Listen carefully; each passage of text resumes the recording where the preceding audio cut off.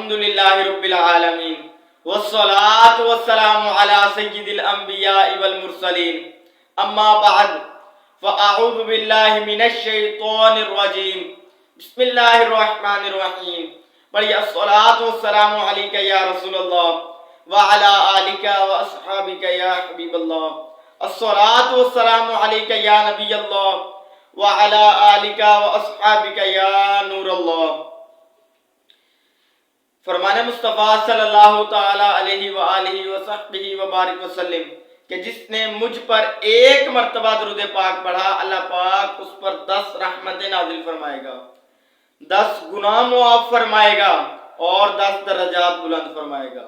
آئیے مل کر درود پاک پڑھتے ہیں۔ صلو علی الحبیب صلی اللہ تعالی علی محمد صلی اللہ تعالی علیہ وآلہ وصحبہ وبارک وسلم۔ احباب ذی وقار اور تمام دوستوں سے عرض ہے کہ رمضان المبارک کی آمد ہے، تو دعا پڑھتے ہیں کہ اللہم بلغنا رمضان، یا اللہ پاک ہمیں رمضان کی مبارک گھڑیاں دیکھنا نصیب فرما اور رمضان المبارک کے مبارک ایام میں ہمیں روزے رکھنے کی بھی توفیق عطا فرما۔ اب عرض رمضان المبارک کے حوالے سے یہ کرنا ہے کہ رمضان المبارک کی آمد ہے، تو انشاءاللہ عزوجل تمام مساجد میں حتیٰ کہ کئی گھروں میں محلوں میں تراویح کا اہتمام کیا جاتا ہے۔ اب ہم نے دیکھنا یہ ہے اور غور یہ کرنا ہے جو مسجد کمیٹی کے، میلاد کمیٹی کے یا گھروں میں یا محلوں میں تراویح کا اہتمام باجماعت کرتے ہیں، جو کروانے والے ہیں، انہیں غور یہ کرنا ہے کہ جو ہم نے حفاظ کرام کو آگے کھڑا کیا ہوا ہے تراویح کے لیے، مصلی سنانے کے لیے، آیا وہ قرآن پاک درست پڑھ رہے ہیں؟ اب ہوتا یہ ہے کہ یہ جو حافظ ہیں یہ اکثر و بیشتر، میں ساروں کو یہ نہیں کہہ رہا، جو ہیں وہ ہیں، جو نہیں ہے اللہ کا شکر ہے کہ وہ نہیں ہیں، لیکن جو ہیں یہ ان کے لیے ہے کہ جو حفاظ کرام پیشہ ور ہیں کہ صرف رمضان المبارک کی آمد کا سن کر دیکھ کر رجب اور شعبان میں داڑھی کو بڑھانا شروع کر دیتے ہیں۔ ہوتا یوں ہے کہ وہ سارا سال داڑھی کے طرح طرح کے ڈیزائن، جس کو وہ خط کہتے ہیں، یہاں سے یوں کیا، یہاں سے یوں پر لائے، یہاں سے یوں کیا، یوں پر لائے، مونچھیں بڑی بڑی رکھی ہوئی ہیں، لیکن رمضان آتے ہی داڑھی کو بڑھا دیا، مونچھیں چھوٹی کر دی۔ یہ تو سارا سال تقریباً 11 ماہ سنت کے ساتھ مذاق کرتے رہے ہیں، اور آج وہ ہمارے آگے ہمارے امام بن کر کھڑے ہیں۔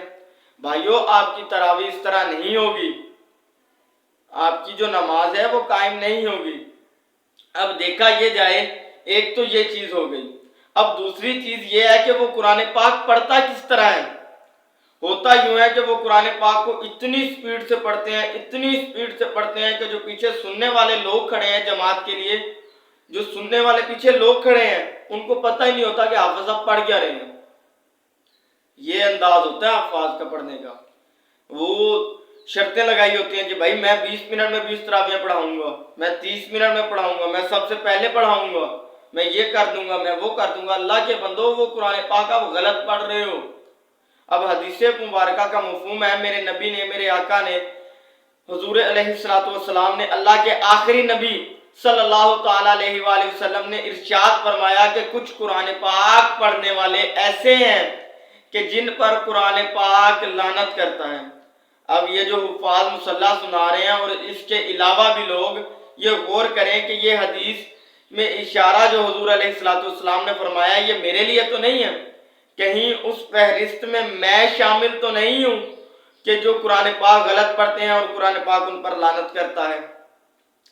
اب وہ پڑھ تو اتنی سپیڈ سے رہے ہیں، اتنی سپیڈ سے پڑھ رہے ہیں کہ پیچھے والے کو اندازہ ہی نہیں ہے کہ وہ کیا پڑھ رہے ہیں۔ اب جو ہماری عوام ہے وہ یوں تراویح کے بعد حفاظ کے ساتھ مصافحہ کرتی ہے اور کہتی ہے کہ واہ حافظ صاحب، آج تو آپ کی کوئی غلطی نہیں ہے۔ اللہ کے بندو، وہ دیکھو تو صحیح پڑھ کیسے رہا ہے۔ اب وہ آہستہ پڑھے گا، آپ کو سمجھ آئے گی، جو پیچھے سن رہا ہے اس کو سمجھ آئے گی تو غلطی آئے گی نا کہ وہ کیا پڑھ رہا ہے۔ اب پڑھتے پڑھتے حفاظ کرام پہلا پارہ شروع کیا، پڑھتے پڑھتے 30ویں میں چلے گئے، 30واں شروع کیا، پڑھتے پڑھتے 28ویں میں چلے گئے، پتہ ہی کچھ نہیں ہے کسی کو کہ ہو کیا رہا ہے۔ نہ پیچھے والوں کی نماز ہو رہی ہے نہ اپنی ہو رہی ہے. یہ تو انداز ہے. اب میلاد کمیٹی اور مسجد کمیٹی کے جو ممبران ہیں ان سے ہاتھ جوڑ کر اپیل ہے کہ خدارا اس حافظ کو اپنے سامنے بٹھا کر ایک بار قرآن پاک سنیں، بلکہ خود نہ سنیں، کسی عالم دین کے پاس لے جائیں اس کو کہ قاری صاحب، علامہ صاحب اس کا سنیں، کیا یہ صحیح پڑھتا ہے؟ ہم نے اس کے پیچھے تراویح پڑھنی ہے پورا مہینہ رمضان المبارک کا. اے کاش کہ تیرے دل میں اتر جائے میری بات. واللہ تعالی اعلم ورسولہ اعلم عز و جل وصلی اللہ تعالی علیہ وآلہ وصحبہ وبارک وسلم. اے کاش کہ تیرے دل میں اتر جائے میری بات.